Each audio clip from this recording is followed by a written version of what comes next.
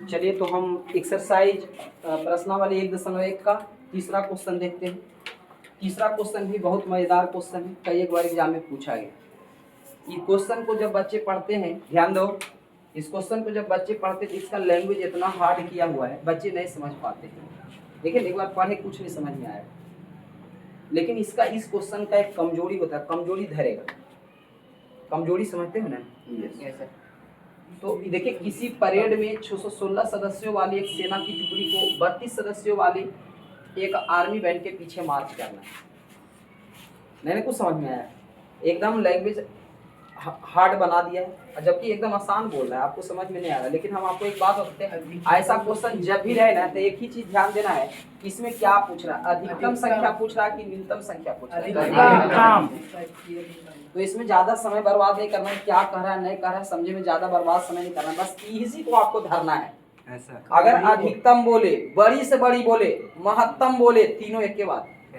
अधिकतम माने भी बड़ा हो, बड़ी से बड़ी बोले चाहे महत्तम बोले, एक ही बात है। तीनों कंडीशन में आपको एससीएफ निकालना है। लेकिन अगर कहता लघुत्तम या छोटी से छोटी या न्यूनतम संख्या का बात करें, न्यूनतम संख्या का, तो वहां निकालेगा एससीएफ। तो इसमें क्लियर हो गया कि इसमें क्या निकलने वाला है। इसको आइए दो तरह से हम लोग बनाते हैं, कुछ बच्चे ऐसे एग्जाम में बना के चलाते, कुछ बच्चे ऐसे बना के एग्जाम में चलाते। कैसे? आइए पहले ध्यान दीजिए। देखिए एक को दिया हुआ है, यहाँ 2 डिजिट दिया है, एक को दिया हुआ है 600 कितना, 616। बड़ा वाला है, बड़ा वाला जो है इसको पता है क्या बनाएंगे, भाज्य बनाएंगे। क्या बनाएंगे? भाज्य। और छोटा वाला देखिए वो और 32 दिया हुआ है, कहाँ देखिए 32 सदस्य, तो इसको आप भाजक बनाना। ये तो पुराना ओल्ड मॉडल हो गया, यूक्लिड विभाजन वाला। यूक्लिड भैया के नियम से भाज्य बराबर भाजक गुने भागफल जोड़ शेष, इसको कहते हैं यूक्लिड विभाजन एल्गोरिथम। तो इस विधि से अगर बना लेते हैं तो इस विधि से भी बना सकते हैं। आइए जरा बताइए कितना बार के लग रहा है?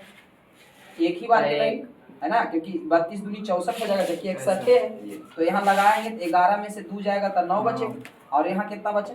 5 में से 3 गया तो 2 बचेगा। अब बोलो कौन उतरेगा? अच्छा देखो, शेष हमेशा 32 से कम आया कि नहीं आया? आया कि नहीं आया? हमेशा 32 से कम आएगा, 32 भी नहीं आएगा, जब आएगा तब कम ही आएगा। अब ये 6 बच रहा है तो 6 को उतार लो। अब बोलो कै बार लगेगा? 8 बार लग रहा है क्या? एक बार देख ले, गुना करके 8 दूनी 16 लग रहा है, और 8 के 24 से 25 56 लग तो रहा है। 256 और 296 है, लग रहा है ना। अब जरा इसको जरा देखे तो ये आ जा रहा है 0, आई बच रहा है 4, आई कट जा रहा है, कट जा रहा है बच्चों। अब इसको जब ऐसे घेर लेंगे 9 बार लगेगा, 9 बार लगा रहे ज्यादा आ गया। अच्छा हाँ, ज्यादा शेष ज्यादा आ गया, सॉरी। 9 बार यहाँ पर हम लोग लगा लेंगे, तो 9 बार लगा देंगे तो कितना हो जाएगा जी? एक बार फिर से 9 दूनी 18 के 8, बाकी कितना रहा 1, और 9 की 27, 1 कितना हो गया 28, तब 288 आ गया। ज्यादा कम बार के लगा दिए थे हम लोग, 8 बार के लगा दिए थे, जिस वजह से शेष मेरा 40 आ रहा था, और जबकि 32। हम क्या बोले थे, इससे शेष हमेशा कम आना चाहिए। तो हमने क्या किया, एक और बढ़ा के लगाया 9 बार की। तो जब 9 बार के लगाया तो ध्यान दीजिए, अब इसको घटाएंगे तो कितना हो जाएगा? 8 हो जाएगा, और यहाँ पर हमारे हिसाब से सब कट जाना चाहिए। अब इसको घेरेंगे तो अब आएगा 32, अब भागा लगाएं तो 8 चौका 32, खत्म, 0 आ गया। मतलब एससीएफ यही वाला है, आंसर यही वाला होगा। तो कह रहा था कौची कि उन स्तंभों की अधिकतम संख्या ज्ञात कर। स्तंभ मतलब जो लाइन लगा हुआ है उसकी अधिकतम संख्या पूछ रहा है। तो हम लोग क्या करेंगे, यहाँ पर आप क्या करेंगे, ध्यान दीजिए। यूक्लिड विभाजन से इसको ऐसे लिख सकते हैं, कैसे लिख सकते हैं? बड़का को धरो, बड़का का नाम भाज है, भाज बराबर भाजक गुने भागफल, भाजक गुने भागफल। जोड़ शेष कितना है? 8 है, 18 नहीं, कितना है? 8 है, ठीक है। तो 8 हो गया, की तो हो गया स्टेप 1। अब यहाँ से स्टेप 2 बन चलेगा, तब यहाँ भाज इस बार कौन है? 32, तो फिर होगा भाजक गुने भागफल, जोड़ कितना हो गया? शेष पर, शेष आ गया 0।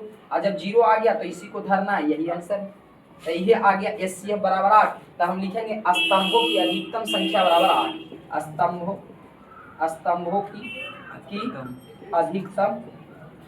अधिकतम संख्या बराबर कितना आ गया जी? 8 आ गया। अच्छा ये नियम कौन नियम कहलाया? यही कहलाया यूक्लिड विभाजन एल्गोरिथम कहलाया ना जी। तो एक तो ये नियम से आपने बनाया, ठीक है, यूक्लिड विभाजन एल्गोरिथम से। आइए सेकंड मेथड गुणनखंड मेथड है, फैक्टर मेथड। तो इसको कैसे फैक्टर मेथड में बनाएंगे? जैसे यहाँ पर दिया हुआ है 616 एक दिया हुआ है, और एक ठो कौची दिया हुआ है 32, एक ठो क्या दिया हुआ है 32। तो इसको अलग अलग पहले आपको गुणनखंड निकालना पड़ेगा। तो 616 का जब ऐसे करके आप गुणनखंड निकालेंगे तो 2 से लगाएंगे तो कितना हो जाएगा 3 होगा और यहाँ पर 0,8 हो जाएगा। अरे 616 का आधा 308। आप फिर 2 से लगाओगे तो कितना हो जाएगा बोलो, कितना हो जाएगा 54 154 हो जाएगा, हो जाएगा। गड़बड़ हो रहा है, 2 एकम सही है, 15 दूनी 30 सही है। अब फिर 2 से लगाएंगे तो कितना हो जाएगा 7 दूनी 14 और फिर 7 दूना 14 77 हो जाए। अब फिर इसको जब हम लगाएंगे 7 से तो 11 बार में खत्म हो गया। तो इसका गुणनखंड क्या क्या आ गया जरा सा हम कर लेंगे। पहले अभी 32 का निकालो, एक बार 32 का निकालो। 32 का निकालेंगे तो होगा 16, फिर लगाएंगे 8, फिर लगाएंगे आपका 4, फिर लगाएंगे आपका 2। ये आ गया ना जी। तो देखिए गुणनखंड इस विधि से भी आप एग्जाम में बना कर आ सकते हैं। पहले यहाँ लिखेंगे 616 जो था इसका आ गया गुणनखंड 2 इंटू 7 इंटू 11, यही ना है जी। और 32 का क्या आ गया जी, 32 का आ गया 2 2 2 2 4 5 बार है ना, 1 2 3 4 5 आ गया जी।